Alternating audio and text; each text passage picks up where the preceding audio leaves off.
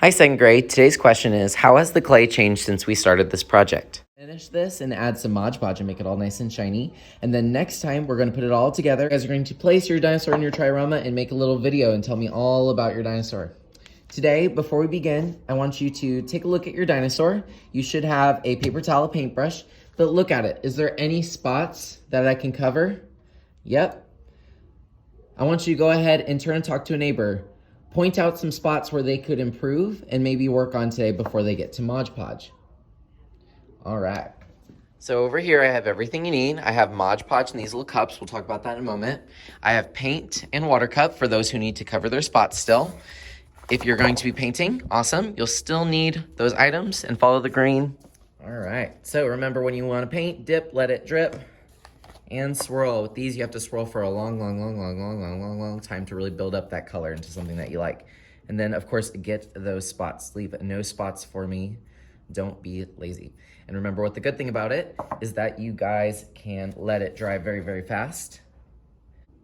Some little nose. Want to do his little feetsies different color. Just be funky like that.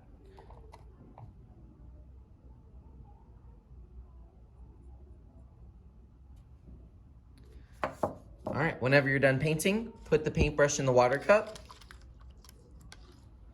And then it's time to return the paint. Place it on the back counter when you're done.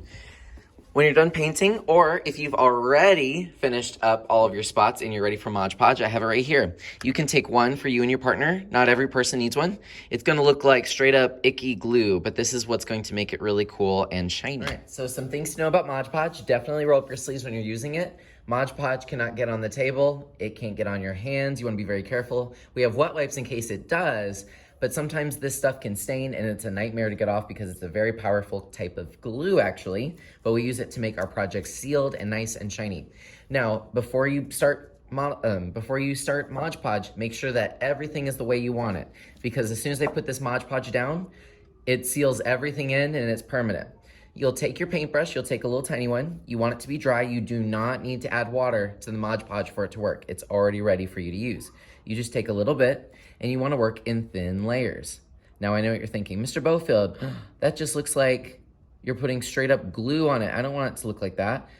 Trust me, guys, I need you guys to trust me. This is going to look way better. It's gonna make your project stand out. It's gonna make them shiny. It's gonna make them look like they have a real scale. Here's what it looks like at the end of class. It's still drying in little spots, but do you see how shiny it is?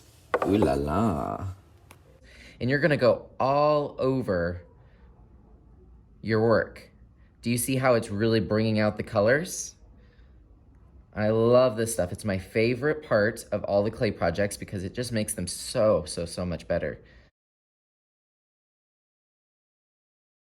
All right, so I finished Mod Podging. I have a little bit on my hands. I'm gonna wipe it on the paper towel and then clean up in a bit. Do not leave Mod Podge on the paintbrush. Keep your water cup on the table in case you need to clean it.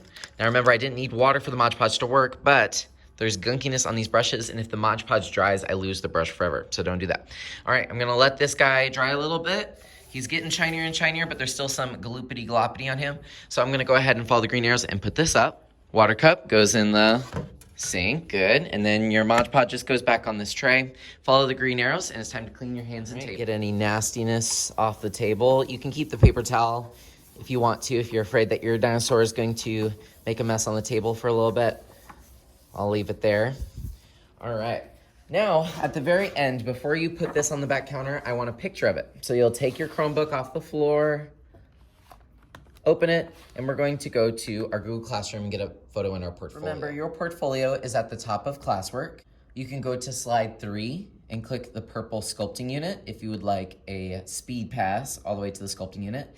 And we're finally ready to take a photo for slide 39. Can you believe how far in the portfolio we are now?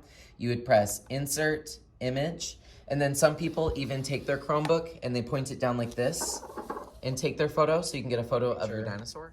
Just hold your dinosaur up if you feel like that's what you want to do, but I'm gonna take mine down.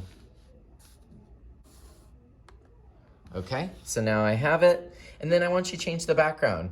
Your background could be just a color. Maybe it's like kind of a color that matches your dinosaur, or even better, could you think of a place where your dinosaur could live? Does your dinosaur live in the snow? Does your dinosaur live in the rainforest like mine? Maybe there's a volcano in the background of yours. Come up with something creative. I'm challenging you. Then, of course, press insert.